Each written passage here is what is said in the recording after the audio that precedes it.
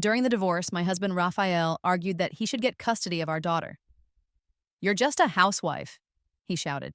"You don't have the ability to give her a better life." Our daughter, Camila, looked at me, then sweetly said to her dad, "Dad, I also want to live with you." But, Raphael hesitated. Mrs. Zhao wouldn't be happy about that. Camilla thought for a moment. "How about I stay with Mom and you pay more child support each month? I'm afraid Mom will starve me." Raphael angrily grabbed Camilla and took her downstairs. They deliberately avoided me, and I felt too awkward to follow. I could only watch from the second-floor window as my ex-husband, looking frustrated, lit a cigarette. "Camila, do you really want to live with your mom?" he asked. "She's been living with me for so many years, just a housewife who doesn't know how to do anything. What kind of future will you have if you stay with her?" His voice was irritated. But Camilla, with an innocent look on her face, replied, "But Dad, Mrs. Zhao doesn't like me." She continued, "So even if we have a conflict, it's fine for me to suffer a little. But Mrs. Zhao is pregnant. What if it affects my unborn brother? We're both your children. You can't treat us differently." Her innocent words seemed to hit Raphael hard, and I saw a flicker of guilt on his face. After all, he hadn't even divorced me yet, and the other woman was already visibly pregnant. Camilla had unintentionally said exactly the right thing, causing Raphael to look uncomfortable. I couldn't bear to watch anymore. Numbly, I sat back down on the sofa, tears streaming down my face. My mother-in-law, who had been watching everything, sneered. "What are you crying for? Look at yourself. No job, no connections, and still wanting custody of your daughter. If you really loved her, you'd let her choose a better life." At some point, Camilla and Raphael had come back upstairs. Raphael looked at his mother helplessly and said, "Mom, can you please stop saying anything?" Then he saw me, my eyes red from crying, and turned his head away, looking somewhat guilty. "I've already talked to Camilla," he said. "Her custody will go to you. The car and the house we're living in now are yours. I'll also give you $300,000 in cash and $5,000 a month for living expenses. Sophia's pregnancy is already obvious, so we need to divorce quickly." He paused for a moment. "Let's do it tomorrow." I didn't say anything. Even though I was the one who had decided to divorce, the salary card was still in Raphael's hands, and I didn't really know how property would be divided. At this moment, Camilla spoke up. "Dad, you should keep the car. You're the big boss of the company. How could you manage without it?" Hearing her words, my tears flowed even more freely. People always say that daughters are their father's little soft spot, but it seemed that even if she stayed with me, her heart still leaned more toward her dad. And now that Mrs. Zhao is pregnant, it would be more convenient for her to have a car. Then she added, "Why don't you just sell the car and give Mom the money instead? The car was worth more than $500,000, so you can just give her $60,000, right?" Raphael hesitated for a moment, but seeing his daughter's innocent face, he gritted his teeth and agreed. "Tomorrow at 10, remind your mom not to oversleep." Raphael and my mother-in-law left. As I heard the car drive away downstairs, I couldn't control myself any longer and broke down in tears. 3 years of love, 10 years of marriage. We met in college and supported each other through the best, most innocent years of our lives.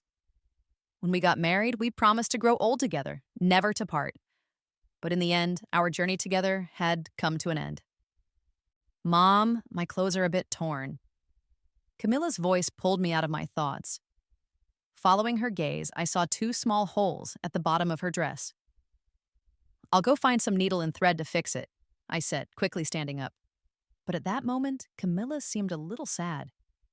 "Mom, we're about to be rich. Can't we just go to the mall and buy 2 new outfits?" That made sense. She took me to a nearby mall by taxi. However, instead of going straight to the children's section, she started looking through the women's clothing, stopping at shop after shop. She picked up a coat and asked me to try it on. "Mom, you shouldn't always wear those dull colors. This bright one will really bring out your charm." I took the coat and looked at it. It was a beautiful light blue, but after we got married, I had started to prefer darker colors for practicality, something easy to manage while doing housework, and had unknowingly gotten used to it. At Camila's insistence, I bought the coat for myself and chose 2 sports outfits for her as well. On the way back, I couldn't help but say, Camila, even though your dad and I are divorced, that's between us. You shouldn't let our issues affect you too much. He will always be your father. Mom, I won't hate him. I just hope you won't either, she replied. People have to face new lives and not stay stuck in the past. Under the streetlights, Camilla's bright eyes sparkled like stars in the sky. That night, I couldn't sleep, and in the morning, Camilla came to knock on my door. Mom, it's time to go to the Civil Affairs Bureau. Hearing her voice outside the door, I felt a strange mix of emotions. Was she more eager about the divorce than I was? I opened the door. This is an adult matter. You should go to school now. She looked up at me with a hurt expression. Mom, I've been on winter break for 3 days. I was taken aback. I had been so caught up in my own emotions that I hadn't even noticed she was on winter break already. I patted her head, about to apologize, but she interrupted happily. Mom, if you really feel guilty, how about taking me out to play? I heard this winter is really cold. We could go somewhere warm. How about it? Looking at Camilla snuggling into my arms, her sweet, playful demeanor made my worries fade away. I smiled and agreed. We went to the Civil Affairs Bureau, and to my surprise, Raphael was already there, with a scowling Sophia behind him. He couldn't wait to start staking his claim even before the divorce was finalized. Good morning, Mrs. Zhao, Camilla said, sensing my discomfort and taking the initiative to greet Sophia. Mrs. Zhao, you're here with Dad in this cold weather. Be careful, don't freeze my little brother. Raphael, look at your daughter, Sophia said, her expression a mix of indignation and pity as she patted her pregnant belly, hoping Raphael would come to her defense. But Camilla's eyes quickly filled with tears. Dad, Mrs. Zhao misunderstood me again. I'm just worried about my little brother's health. Mrs. Zhao can neglect her own body, but what about the baby in her belly? What if he gets cold? Raphael shot a disapproving look at Sophia. What harm could a child have in her heart? She's just worried about you. Sophia tried to say something, but Raphael impatiently waved his hand. All right, go wait in the car. I thought that once the divorce papers were signed, I could leave immediately. But to my surprise, there was now a 1-month cooling-off period for divorces. Raphael drove over. Don't stand out here in the cold waiting for a taxi. Let me take you both home. I had planned to maintain my dignity and refuse, but Camilla had already opened the car door and pushed me inside. Yeah, it's too cold. Besides, Mom hasn't officially divorced Dad yet, so why not let him take us home? My feet are freezing. I sat in the back seat with Camilla, and Sophia, who now occupied what used to be my spot in the front seat, was with Raphael. She spoke with a playful tone. Honey, to celebrate your divorce, how about we go for a big meal? Raphael nodded, and Sophia continued, feigning hesitation. Where should we go? French cuisine or Western food? At the perfect moment, Camilla leaned forward, her big, innocent eyes wide open. Mrs. Zhao, let's go to that French restaurant we went to today. It was really delicious. Whenever there's anything to celebrate at home, my dad always takes me and Mom to eat there. Oh, by the way, the membership card for that place is under my mom's name. Don't forget to mention her phone number when you go. Seeing the dark expression on Sophia's face reflected in the rearview mirror, I couldn't help but smile. Camila went on, Mom, how about we vacation in Sanya? It's got the sea, the coconut trees, and tons of hot guys with six-packs walking around shirtless. Look at how stable Dad and Mrs. Zhao's relationship is. Maybe you'll meet someone new there. Raphael glanced at me through the rearview mirror and suddenly asked, Planning on going on vacation? I didn't feel like talking to him much, so I just nodded and pretended to fiddle with my phone. Raphael continued, Sanya sounds good. I have a friend there who owns a hotel. It's a 4-star place, and they can let you stay for free in the best suite. Really? Camilla leaned in excitedly. I knew Dad was the best.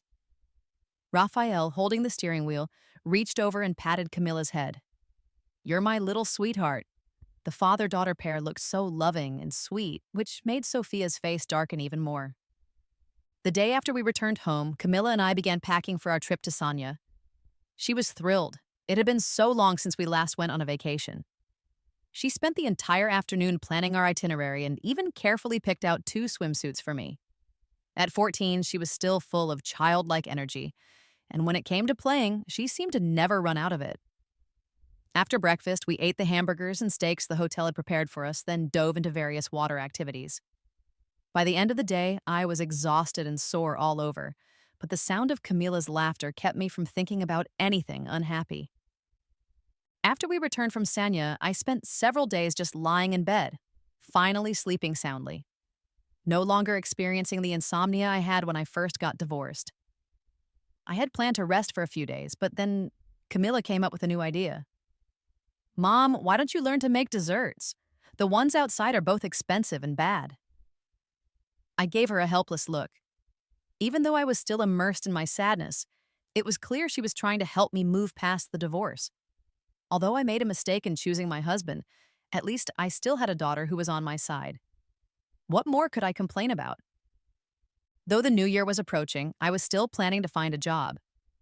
Raphael was quick to transfer a total of 90,000 yuan into my account. It sounded like a lot, but without a steady income, it wouldn't last long.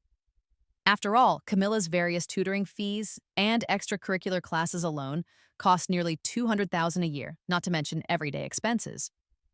However, after being a full-time housewife for so many years, I had lost touch with the workforce. I couldn't even approach any reputable companies.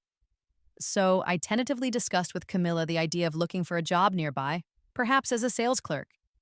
The salary wouldn't be high, but as the saying goes, even ants can make a meal from small things. Camila thought for a moment, then said seriously, "If you want to work, of course, I'll support you. But finding a job is like getting married. You shouldn't settle just because you're in a rush." She was still a kid, but the maturity in her words made me want to laugh. I flicked her nose playfully. "You little adult." She proudly lifted her chin. "Come on, admit it. What I said makes sense, right? Meaningless jobs and relationships are just a waste of time." I thought about it, and she was right. Seeing me soften, Camilla seized the opportunity.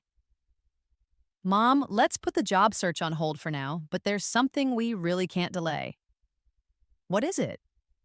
"Of course it's stopping my tutoring classes. I'm going to turn into an idiot if I keep studying like this." Under her playful coaxing, I reluctantly decided to temporarily stop her piano lessons and math classes. We'd resume them in the summer, and I agreed to let her relax during the winter break. Camila was overjoyed and immediately got to work on 2 sets of English exercises. Through this experience, I started to consult her more often about many things.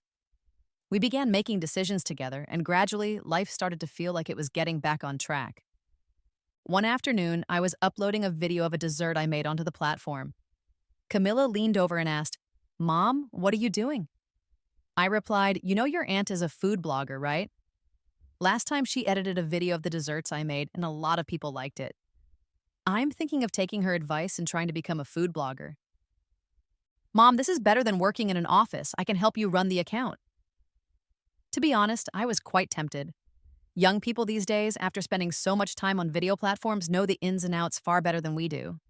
Camilla was always very sharp, and I had the skills. I wasn't hoping for millions of followers. If we could just reach 10,000, maybe get a few ads now and then, it would be enough to supplement the household income. Then I'll ask Auntie for advice. If you really make it big, we could support each other's accounts and boost each other's traffic. With that, Camilla eagerly called my sister. If there's one thing I've gained from years as a housewife, it's my cooking skills. My desserts, whenever I gave them to relatives or friends, were always praised. With the help of Camila and my sister, my personal account slowly gained traction. I started by sharing dessert-making processes, and I also began making pastries and sending vacuum-packed treats to fans in nearby provinces. Over time, the shop accumulated a loyal customer base. Plus, with the ad revenue I got each month, my initial income reached around 3,000 yuan. Small, but for a beginner, I was happy with it. A month passed quickly, and Raphael still hadn't brought up going to the Civil Affairs Bureau. I had to take the initiative and contact him to finalize the divorce. However, when I called, Raphael hesitated on the other end of the line. "Sandra," he said, "I regret it. I don't want a divorce." My heart skipped a beat. It was a little embarrassing, but Raphael was the one who had asked for the divorce in the first place. I begged him to reconsider, but that only strengthened his resolve. There were moments in between when he wavered and even considered not divorcing, but by then, I had become the one insisting on it. At first, I hesitated about the divorce because I couldn't bear to let go of the years we had spent together. But after thinking it over, I realized there was no love left between us. Every day when he came home, it was nothing but complaints and criticism. He'd call me a lazy housewife who didn't know how to do anything. If there was anything I couldn't bear to part with, it was being his free maid. I couldn't even ask for an extra 100 yuan for groceries without carefully watching his expression. Now, with Sophia's belly getting bigger by the day, I knew he couldn't wait any longer. His sudden change of heart on the phone left me feeling confused. After some probing, Raphael finally said in a tone that seemed almost too sentimental, "I still have feelings for you." It was strange. Even though I had no feelings for him anymore, hearing him say that nearly made me tear up. In the first few years of our marriage, things were so different. Back then, when his career was just starting, he may have had business trips, but the first thing he did when he landed in any city was call me, and he would bring me little gifts when he came home. When did it all change? I couldn't quite pinpoint it. Seeing that I had become quiet, Raphael thought his heartfelt words had moved me and continued with his shameless pleading. "Sandra, let's not divorce. Camilla is in her adolescence. She needs a complete family." I let out a cold laugh. "If you really cared about our daughter's feelings, you wouldn't have had an affair during our marriage. The damage has been done and it's irreversible. People must face the consequences of their own choices." After hanging up the phone, I couldn't calm down for a long time. So I secretly asked a friend to look into what had been going on with Raphael lately. To my surprise, I learned that the clothing factory he managed was facing a serious cash flow problem. It turned out that about 2 weeks ago, Sophia, claiming she was too pregnant to work at the front desk, had quit her job and insisted on working at Raphael's factory. But she was nothing more than a pretty face with no real skills. And she liked to boss around the older, experienced workers. In just 1 week at the factory, Sophia had managed to drive off several seasoned workers. These workers had been essential to the factory's growth, but Sophia didn't understand their value. She thought they were resisting her authority, so she made life difficult for them until they quit, and even failed to give them the most basic severance. Years of loyalty had been burned, and these workers left with hard feelings. The products they made after being forced out were either poorly stitched or had design issues. As a result, the clients rejected the goods and demanded compensation for the losses. These clients were new partners, and they didn't even offer the chance to return the goods. They simply canceled the order. Raphael had to dig deep into his savings to cover the loss, and even then, the damage had been done. The real problem was that the workers Sophia fired were key figures who had helped Raphael build the business, and many longtime clients were brought in by them. Now that word of the factory's troubles had spread, many of these old clients were unwilling to continue working with Raphael. This put Raphael in a tough spot. It seemed that his reason for wanting to delay the divorce was that he realized Sophia was completely unsuitable for life and business. He probably didn't want to pay the high alimony once we divorced either. To get his business back on track, he needed far more than just $1 million. So the house that was part of our divorce settlement became his most valuable bargaining chip. But old habits die hard. Wasn't he always bragging about how beautiful and caring his mistress was? Well, if she was so great, let her handle bringing those old employees back to the factory. He was trying to turn the tables and drag me into it, but I wasn't a fool. Since Raphael was intent on dragging his feet and didn't want a divorce, I was prepared to go through the legal process if necessary. And then Camila handed me the key evidence, a recording of Raphael's confession to his affair from their conversation downstairs. I never expected Camila to have kept such evidence. I sent the audio clip to Raphael, making it clear that I had recorded the conversation at the door and didn't want Camila involved in any of this. Soon after, Raphael showed up at my door, looking at me with disappointment in his eyes. "We've been through so much together. Do you really have to take it this far?" I looked at his face, one that had become increasingly foreign to me, and coldly replied, "Raphael, don't talk to me about feelings. The one thing we don't have between us is feelings." In the end, we went to the Civil Affairs Bureau and got our divorce certificate. Although his factory hadn't closed, with no orders and the employees on break, and with large penalties to pay, one thing after another had piled up, and Raphael looked like he had aged 10 years. He no longer had that confident, proud look from when we first got married. When we parted, Raphael shamelessly tried to pull me into his car. One day as husband and wife, 100 days of kindness, and we still have a daughter together. Let me take you home, can I? The pleading in his eyes was obvious. From what I knew of Raphael, this wasn't about him missing our relationship.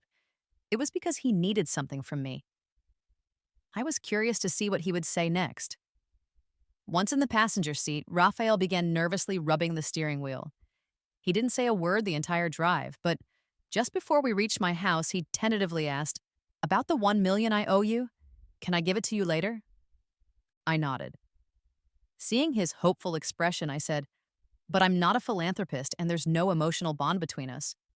Every month you delay, there's an additional interest, and this interest will be notarized and added to the contract to prevent you from defaulting.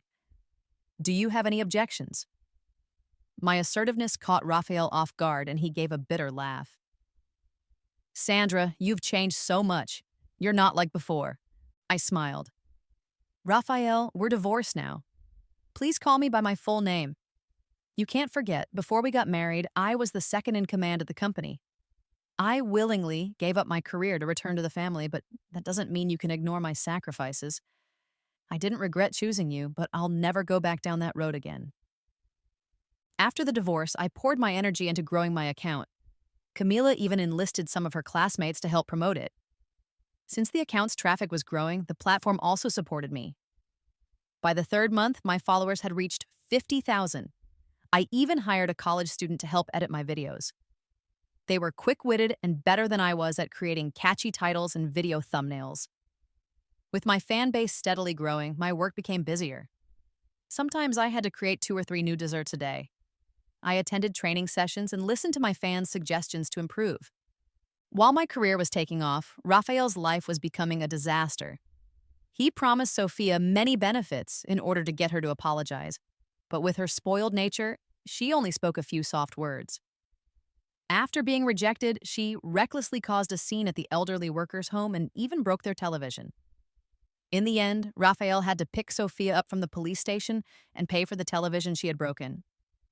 As they left the station, Sophia continued to curse, and Raphael, furious and disgusted, turned and kicked her on the calf, shouting, "You ungrateful fool, shut up!" Sophia, already heavy with child, lost her balance from the kick and fell hard. She miscarried. The baby had been the last thing keeping Raphael tied to Sophia after the factory incident, but with the baby gone, he immediately broke up with her. He left without a second thought, but Sophia, due to the late stage of her pregnancy, suffered uterine damage during the abortion and would never be able to have children again. When Camila heard the news, she excitedly took me out to a fancy dinner to celebrate. "This is karma," she said. I nodded, taking her out for a lavish buffet. Those who betray others are never spared by fate. What gave me a headache was that ever since Raphael broke up with Sophia, he had been sticking to me like a stubborn leech. He frequently sent flowers to my home, even ordered flowers online. And on my birthday, he bought me a gold ring. It was truly laughable. The once despised, yellow-faced woman, for whom he wouldn't even buy a single piece of clothing, was suddenly showered with romantic gestures after the divorce, as if he were trying to win me back, just like in the early days of our relationship. Camilla noticed something was off and cautiously asked me, "Mom, do you think you'll get back together with Dad?" I stared blankly at the gold ring in my hand. I remembered when we hadn't yet divorced, I had subtly expressed to Raphael that I wanted a ring. At the time, gold prices weren't high, and a ring weighing about 2 grams would cost just over 1,000 yuan. Yet he had angrily scolded me, accusing me of spending money while staying at home and not making any of my own. He claimed I didn't understand how hard things were for him outside. It was laughable that after all these years of marriage, I didn't even have a single piece of jewelry I could show for it. The dowry and 3 gold pieces we received in our first year of marriage were all used to support Raphael's initial business venture. Later, I found out he had bought Sophia even more expensive gold earrings. Sometimes it's not that men are unwilling to spend money, it's that deep down, they don't think you deserve it. I glanced at my innocent daughter. Deep in my heart, I longed to give her a complete family. Camila, I said, for you, Raphael is a good father, but for me, he is not a good husband. I can't take away your right to have a father and to show filial piety, but I hope you can support me in not getting back together with him. As I said this, my mood sank, but Camilla gently hugged me at that moment. Mom, if I only thought about myself and didn't consider you, then I would be the selfish one. What I've learned is that a woman, first and foremost, is herself. Only then can she be a mother or a wife. Tears involuntarily rolled down my cheeks. I hadn't even realized how insightful and mature Camilla was, despite her small size. With Camilla's support, I finally made up my mind to have a clear conversation with Raphael. I arranged to meet him at a nearby restaurant. I had no intention of bringing Camilla, as I had already decided in my heart that if Raphael was unwilling to communicate, I wouldn't hesitate to confront him. But I didn't want Camilla to witness such an ugly scene. However, Camilla insisted on coming with me. When we arrived at the restaurant, Raphael had already been waiting at the table for quite a while. On the table was a bouquet of roses he had carefully selected. He had even replaced his own identity ring with the couple rings we had bought when we first started dating. As soon as he saw Camilla and me walking in, his face lit up with excitement. Before he could greet us to sit down, Camilla, with a smug look, said, "Dad, Mrs. Zhao really doesn't know how to take care of people. How did you become like this so soon after the divorce? You look like you've aged 10 years. It seems that young and beautiful women are like thorny roses. Not everyone can have them." Raphael's smile froze on his face, and it was all too obvious how ridiculous it looked. Throughout the meal, Raphael watched Camilla and me interact intimately, feeling like an outsider. Several times, Raphael tried to join in on the conversation between Camilla and me, but each time, Camilla effortlessly shut him down with a cold remark. Raphael's tears, as expected, started to fall, and he kept muttering about regret and wanting to go back to the past. Camilla, emotionless, handed him a tissue. "Dad, no one will wait for you to stay stuck in the past." I sighed, preparing to take this opportunity to talk things through with Raphael. But just then, a disheveled figure suddenly rushed out from around the corner of the restaurant. Without hesitation, she grabbed a hot dish from the waiter and threw it straight at me. I screamed, but I couldn't dodge in time. It was Camilla who, in a swift move, pulled her coat from behind and held it in front of me. I was unhurt, but Camilla's hands were badly scalded, turning red and causing me great pain in my heart. At that moment, I finally saw who it was. Sophia.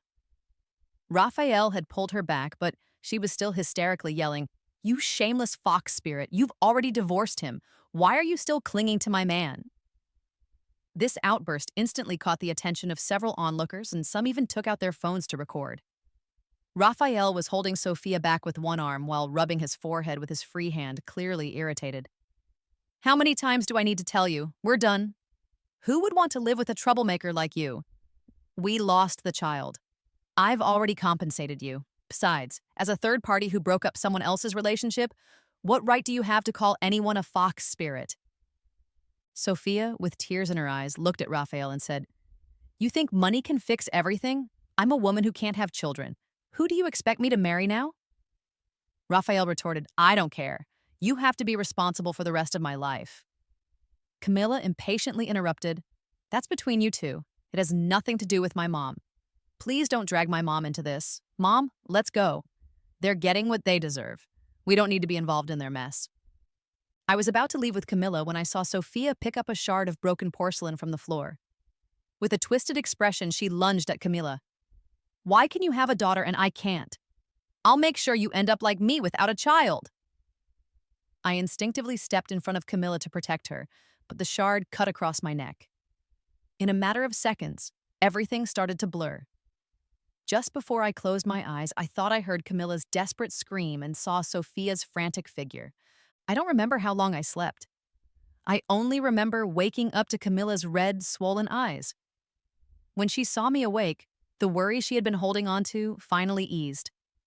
Fortunately, Sophia had only grabbed a broken piece of porcelain from the floor and wasn't trying to kill me. The shard wasn't very sharp, and it only grazed my collarbone, not my carotid artery, so I was fortunate to be alive. But the scar was inevitable. Camilla clenched her teeth, saying she was going to send Sophia to prison. But after everything that happened, I truly didn't want to have anything to do with Raphael anymore. The man who spoke about remarrying me hadn't even had the decency to defend me in a crisis. How could I trust such a man with my future? Only someone like Sophia would treat him like a treasure. I told Raphael to send me the remaining money he owed, and I didn't care about the interest anymore. After all, where could I buy another life? At first, Raphael said he didn't want to pay. But when he saw the evidence of his infidelity in my hand, he reluctantly scraped together the money. I heard he even sold the house where his elderly mother lived and some of her jewelry, which made her furious, yelling at him on the street. But none of that concerned me anymore. I arranged for Camilla to transfer schools, sold our current house, and moved to another city to start a new life. After all, it was too unsafe to stay here. Before I moved, Sophia came to my door again. I didn't press charges against her. If a woman like that ends up with nothing 10 years later, who knows what she might do to Camilla and me? You can't corner a dog in a dead-end alley. I've always understood that. Before Sophia could speak, Camilla beat her to it, addressing her directly. Mrs. Zhao, my mom didn't press charges against you because she understands how hard it is to be a woman. But you can't be ungrateful. Does your mess have anything to do with my mom? She's just a pitiful woman who got betrayed by her husband. She cut ties with my dad a long time ago. It was my dad who was fickle and indecisive. If you could cheat with my dad while he was married, you should have known exactly what kind of man he was. Sophia, disoriented, left the scene. Camilla and I exchanged a look and hurried up the process of moving. My story with Raphael was over, and now it was time for Camilla and me to welcome our beautiful new life. As for Sophia and Raphael, their toxic relationship was just beginning. I'm sure their future would be filled with chaos. With Sophia relentlessly clinging to Raphael, he would never be able to start a new relationship. But you should never underestimate a woman with nothing to lose. But what does that have to do with Camilla and me? This new year, I plan to take Camilla abroad and enjoy the luxury of having money in hand for once.